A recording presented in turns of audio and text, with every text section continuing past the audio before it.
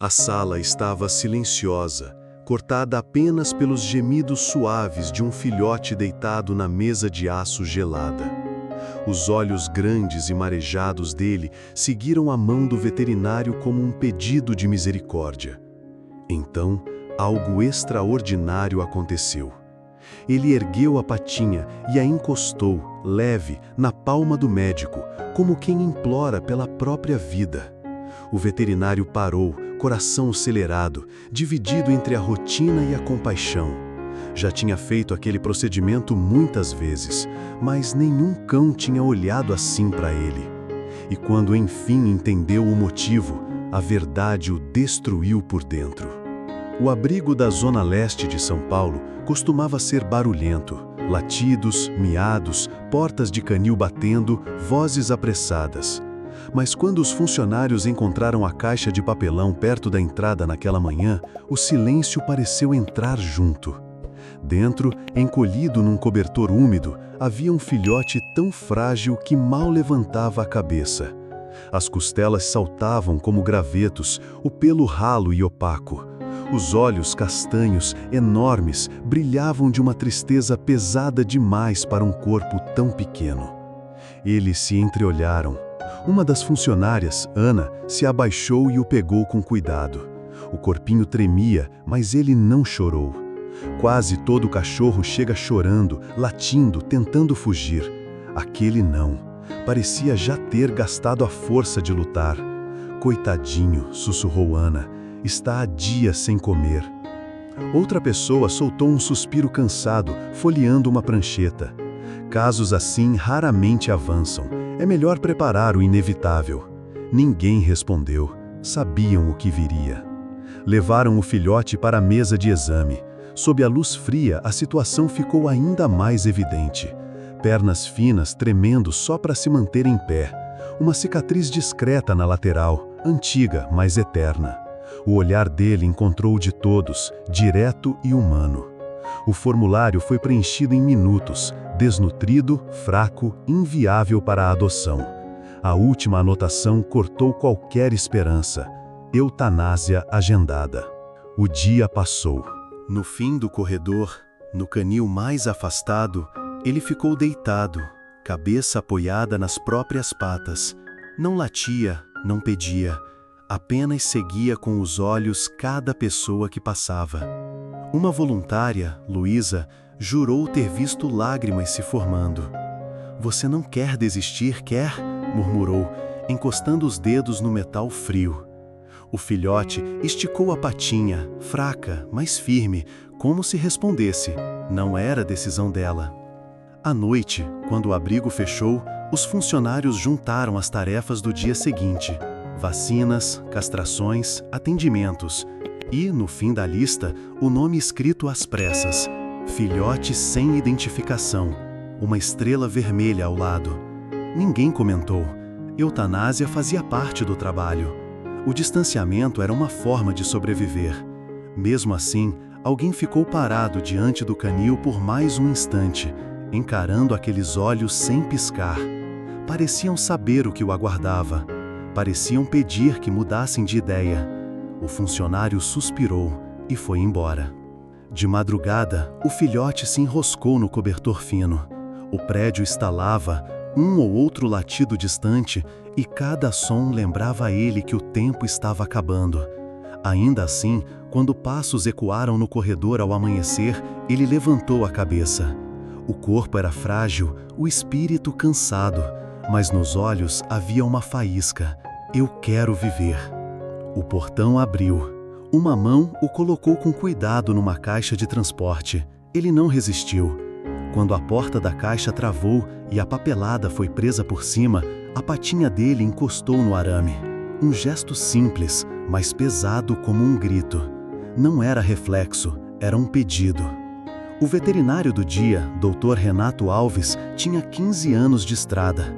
Amava animais, por isso tinha escolhido aquela profissão.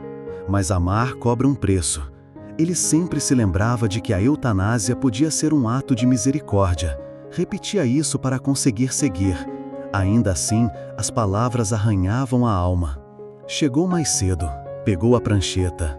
Exames, vacinas, uma cirurgia, uma eutanásia. Na linha marcada em vermelho, lia-se filhote sem nome, desnutrição grave, prognóstico ruim. Renato respirou fundo. O termo que ele mais odiava era sem esperança. Quando trouxeram a caixa, ele esperava ver pânico, mas encontrou silêncio. O filhote, encolhido, tremia e o encarava com uma atenção que doeu. Não era resignação, era um pedido. Renato agachou, mão perto da grade. "Ei, pequeno", murmurou. O filhote levantou a patinha e a encostou no metal, como quem tenta alcançá-lo. Um nó subiu à garganta de Renato. Na sala de exame, ele abriu a caixa. O filhote veio, tropeçando, e pousou a patinha direto na mão dele. Foi tão intencional que o médico congelou. Toda a couraça profissional cedeu. A funcionária no canto avisou, sem dureza, mas sem doçura: "Doutor, não se apegue, ele entrou na lista por um motivo." Renato mal ouviu, sentia o batimento miúdo naquela patinha. Não era medo, era confiança. E confiança, depois do que aquele animal tinha vivido, era um milagre. Renato examinou.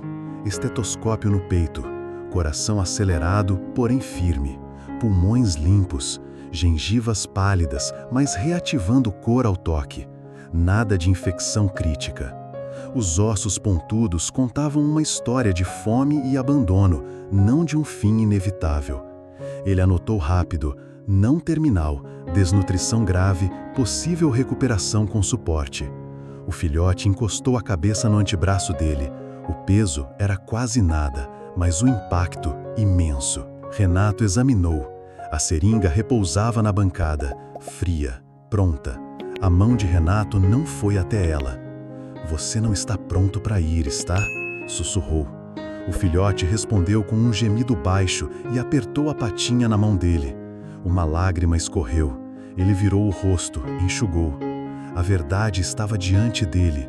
Não era um número, era uma vida pedindo que ele lutasse. Quando a funcionária saiu, Renato ficou com o filhote nos braços. "Eu não sei como ainda, mas não vou deixar você ir." A sala pareceu escutar.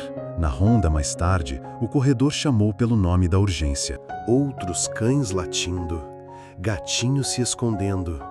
No último canil, o pequeno levantou a cabeça ao vê-la. A patinha deslizou no cobertor, esticando-se até as grades. Renato ajoelhou, deu a mão. A patinha pousou ali, de novo. Memórias antigas vieram. Thor, o vira-lata que o acompanhou na infância e morreu nos braços dele aos 16 anos. As perdas da carreira, cada uma abrindo uma cicatriz. Aquele filhote derrubava, com um gesto, todos os muros. "Precisamos liberar o canil, doutor", disse um funcionário. "Chegam 3 hoje à tarde. O fraquinho já está na lista. Melhor abrir espaço." Prático. Necessário. Um corte. "Vou fazer mais exames", respondeu Renato firme. "Mas já está decidido", retrucaram. "Eu disse que vou fazer mais exames." Horas se passaram com testes que ele já sabia como acabariam. Checou reflexos, temperatura, hidratação. Preencheu laudos caprichados para justificar a suspensão. Para a equipe, era protocolo. Para ele, era resistência. A seringa continuava intocada. Ao cair da noite, o abrigo ficou calmo. Renato se sentou ao lado do canil. O filhote escorregou até as grades e encostou a patinha. Renato segurou. "Eu vou brigar por você. Mesmo se ninguém mais brigar, eu vou."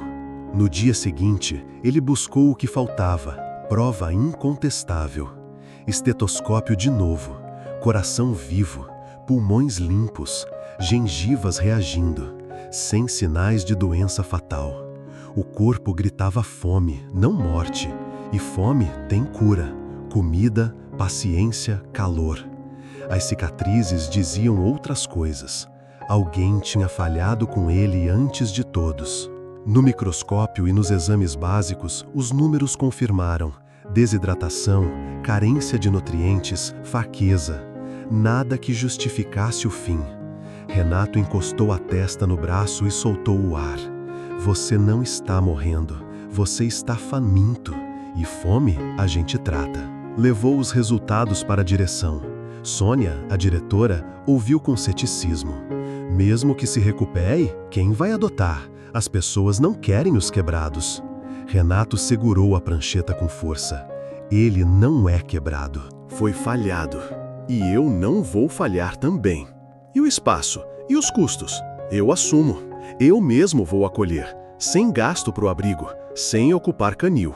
Houve discussão nos corredores. Alguns acharam que Renato estava perdendo a medida. Outros viram algo diferente. Cada vez que ele passava, o filhote o procurava, esticava a patinha, erguia as orelhas. Uma voluntária murmurou: "Nunca vi um animal confiar tanto em alguém."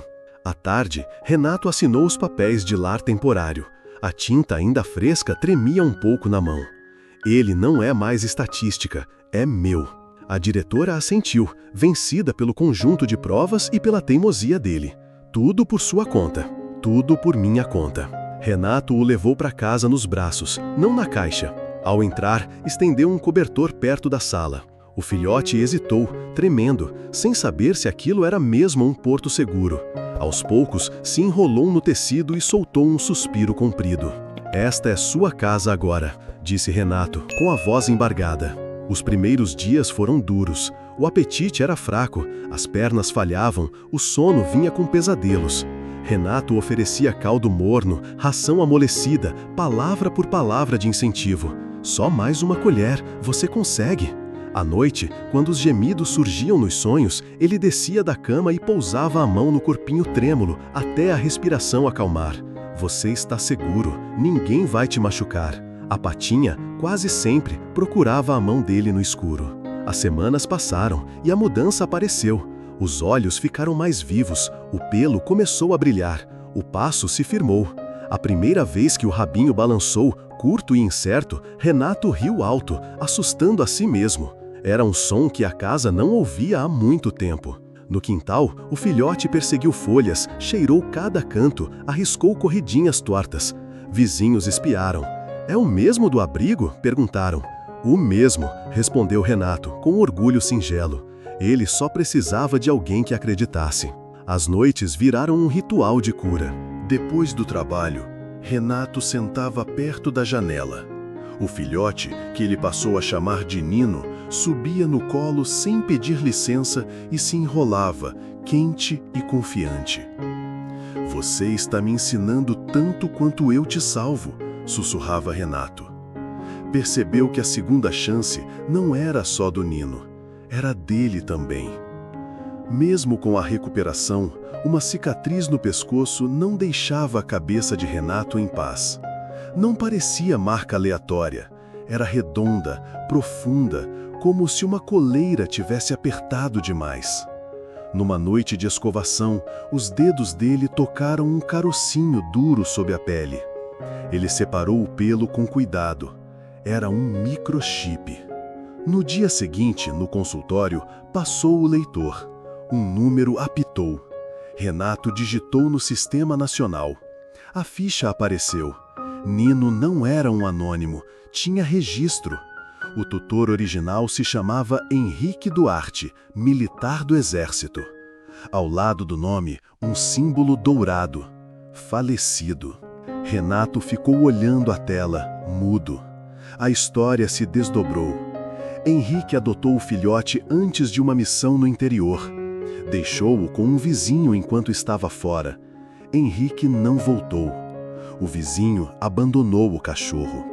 Foi assim que Nino terminou na caixa, faminto e marcado. Tudo fez sentido. Os olhos pedindo, a patinha insistente, a recusa em desistir. Ele não implorava só por vida, implorava para não perder o último fio de amor que conheceu. Renato abraçou Nino e sussurrou: "Você não me pediu para parar a morte, você me pediu para continuar o amor dele." Nino encostou a patinha no braço dele, de novo, o mesmo gesto, agora com outro significado. Em casa, naquela noite, Renato acendeu uma luz amarela na sala. Leu em voz baixa o nome do soldado. Nino ergueu as orelhas, como se reconhecesse. A dor apertou o peito do veterinário, mas veio junto uma paz mansa.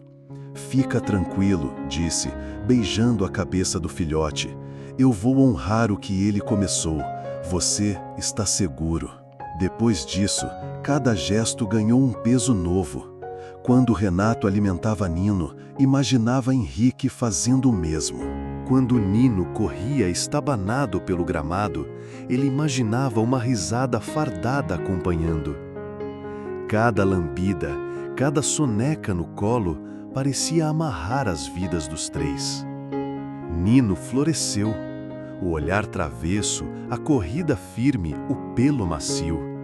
No parque, desconhecidos comentavam: "Que cachorro lindo!" Renato sorria. "Ele é lindo sim, e é um sobrevivente."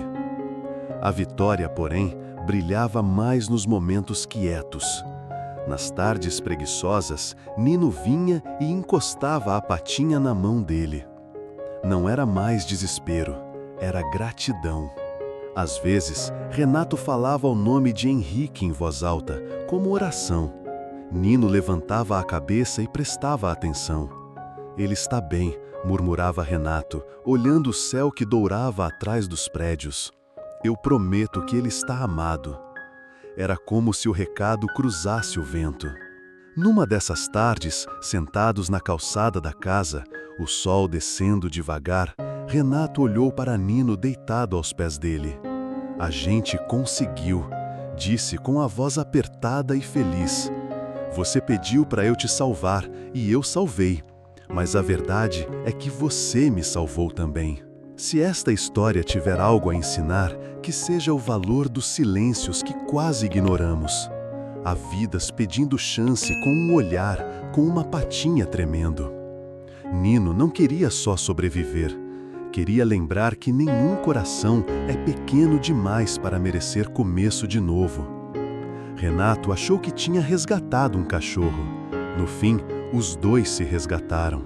E o amor de Henrique seguiu vivo, discreto e teimoso, em cada passo que Nino dava ao lado de quem escolheu acreditar.